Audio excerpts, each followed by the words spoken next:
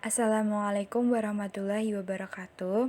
Kami dari kelompok 10 di sini akan mempresentasikan mengenai strategi pengembangan ekonomi kerakyatan.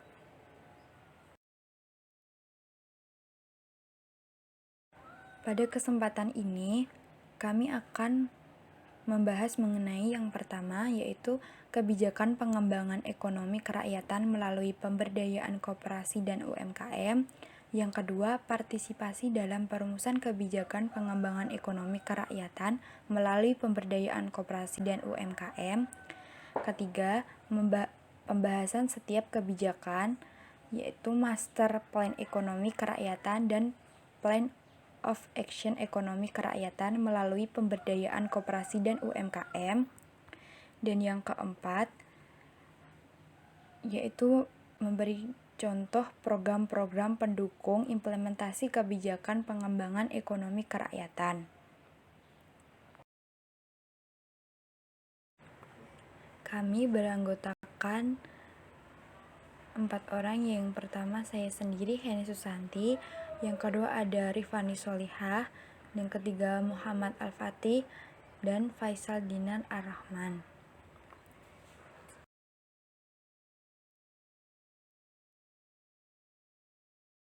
Kebijakan pengembangan ekonomi kerakyatan melalui pemberdayaan koperasi dan UMKM.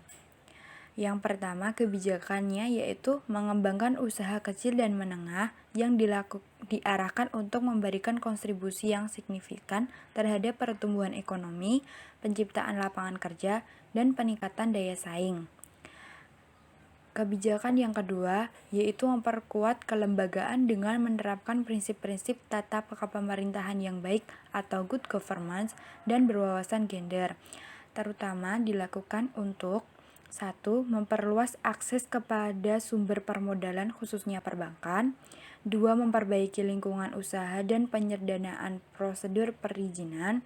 Dan yang ketiga, memperluas dan meningkatkan kualitas institusi pendukung yang menjalankan fungsi intermediasi sebagai penyedia jasa pengembangan usaha, teknologi, manajemen, pemasaran, dan informasi. 3. Memperluas basis dan kesempatan berusaha serta menumbuhkan wirausaha baru, berkeunggulan untuk mendorong pertumbuhan, peningkatan ekspor dan penciptaan lapangan kerja, terutama dengan meningkatkan perpaduan antara tenaga kerja terdidik dan terampil. Mengembangkan UMKM melalui pendekatan klaster di sektor agribisnis dan agroindustri, disertai pemberian kemudahan dalam pengelolaan usaha, termasuk dengan cara meningkatkan kualitas kelembagaan koperasi sebagai wadah organisasi kepentingan usaha bersama untuk memperoleh efisiensi kolektif. Mengintegrasikan pengembangan usaha dalam konteks pengembangan regional sesuai dengan karakteristik pengusaha dan potensi usaha unggulan di setiap daerah. Yang keempat, mengembangkan UMKM untuk makin berperan sebagai penyedia barang dan jasa. Yang kelima, membangun koperasi yang diarahkan dan difokuskan pada upaya-upaya membenahi dan memperkuat tatanan kelembagaan dan organisasi koperasi di tingkat makro, meso maupun mikro. Untuk upaya-upaya membangun koperasi ada sebagai berikut. Yang pertama, yaitu untuk membenahi dan memperkuat tatanan kelembagaan dan organisasi koperasi di tingkat makro, meso, maupun mikro. Untuk yang kedua, meningkatkan pemahaman, kepedulian, dan dukungan pemangku kepentingan atau stakeholders kepada koperasi. Dan yang terakhir, yaitu meningkatkan kemandirian gerakan koperasi.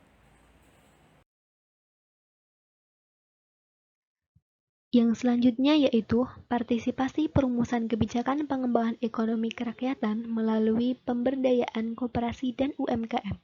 Berdasarkan pasal 33 Undang-Undang Dasar 1945, substansi ekonomi kerakyatan dalam garis besarnya mencakup 6 hal berikut. Yang pertama yaitu partisipasi dalam proses pembentukan produksi nasional. UMKM dan koperasi berperan dalam produksi nasional melalui produksi barang atau jasanya yang ditawarkan kepada konsumen. Yang selanjutnya yaitu partisipasi dalam turut menikmati hasil produksi nasional. Ada jaminan bahwa setiap anggota masyarakat turut menikmati hasil produksi nasional. Misalkan pada UMKM dan koperasi mendapatkan hasil fasilitas yang dibutuhkan untuk kegiatan operasi serta dukungan pembiayaan. Yang ketiga yaitu partisipasi produksi nasional berlangsung di bawah pimpinan atau kepemilikan anggota-anggota masyarakat. Anggota masyarakat tidak hanya menjadi objek kegiatan ekonomi, tetapi harus diupayakan agar menjadi subjek kegiatan ekonomi. Unsur ekonomi kerakyatan yang ketiga ini mendasari perlunya partisipasi seluruh anggota masyarakat dalam turut memiliki modal atau faktor produksi nasional. Modal dalam hal ini meliputi modal material, modal intelektual, dan modal institusional. Yang keempat yaitu demokratisasi modal material. Negara memastikan semua anggota masyarakat turut memiliki modal material. Koperasi dan UMKM bisa mendapatkan modal material melalui bantuan atau hibah pemerintah untuk pengembangan produksinya. Yang kelima yaitu demokratisasi modal intelektual. Negara wajib menanggung biaya pokok penyelenggaraan pendidikan bagi masyarakat yang membutuhkan.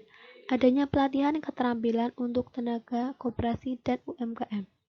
Dan yang terakhir yaitu demokratisasi modal institusional. Negara wajib melindungi kemerdekaan setiap anggota masyarakat untuk berserikat, berkumpul, dan menyampaikan pendapat. Oleh sebab itu, tidak ada sedikit pun alasan bagi negara untuk meniadakan hak anggota masyarakat untuk membentuk serikat ekonomi seperti serikat tani, serikat buruh, serikat usaha kecil menengah, maupun koperasi.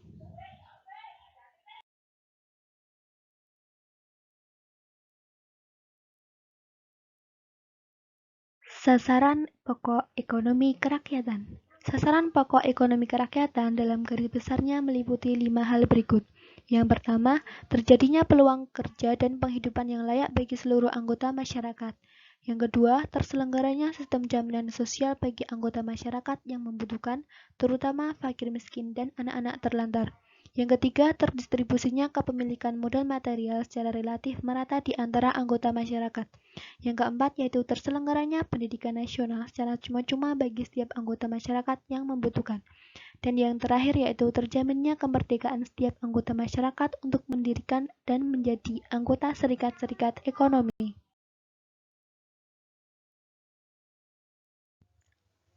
Untuk materi selanjutnya yaitu mengenai contoh program-program pendukung implementasi kebijakan pengembangan ekonomi kerakyatan.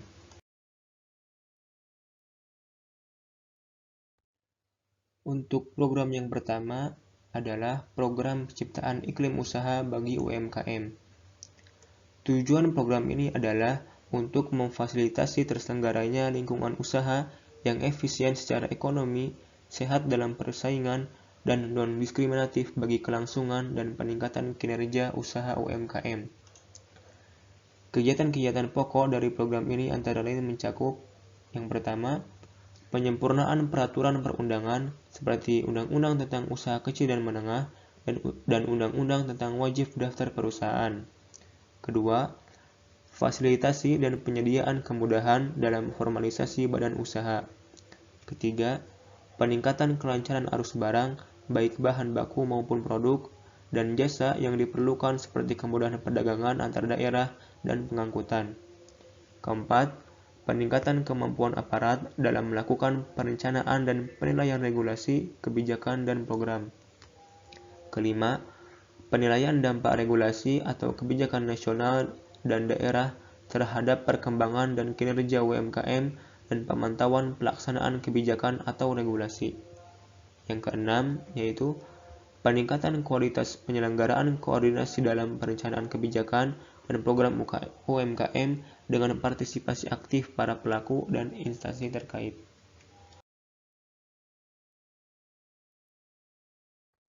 Selanjutnya, untuk program yang kedua adalah program pengembangan sistem pendukung usaha bagi UMKM. Program ini bertujuan untuk mempermudah, memperlancar, dan memperluas akses UMKM kepada sumber daya produktif agar mampu memanfaatkan kesempatan yang terbuka dan potensi sumber daya lokal, serta menyesuaikan skala usahanya sesuai dengan tuntutan efisiensi. Kegiatan-kegiatan pokok dari program ini antara lain mencakup: yang pertama, pengembangan sistem insentif, akreditasi, sertifikasi, dan perkuatan lembaga-lembaga pelatihan, serta jaringan kerjasama antar lembaga pelatihan. Kedua, perluasan sumber pembiayaan bagi koperasi dan UMKM, khususnya skema kredit investasi bagi koperasi dan UMKM, dan peningkatan peran lembaga keuangan bukan bank, seperti perusahaan modal ventura, serta peran lembaga penjaminan kredit koperasi dan UMKM nasional dan daerah, disertai dengan pengembangan jaringan informasinya.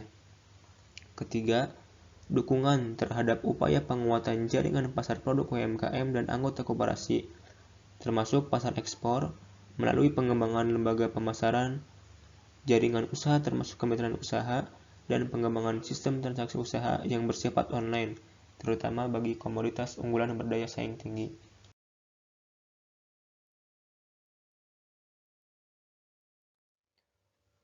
Untuk yang ketiga, yaitu program pengembangan kewirausahaan dan keunggulan kompetitif usaha kecil menengah.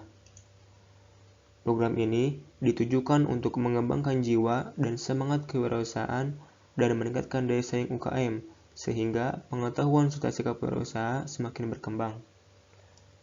Kegiatan-kegiatan pokok dari program ini antara lain mencakup permasyarakatan kewirausahaan, termasuk memperluas pengenalan dan semangat kewirausahaan dalam kurikulum pendidikan nasional dan pengembangan sistem insentif bagi wirausaha baru, terutama yang berkenaan dengan aspek pendaftaran atau izin usaha, lokasi usaha, akses pendanaan, perbajakan, dan informasi.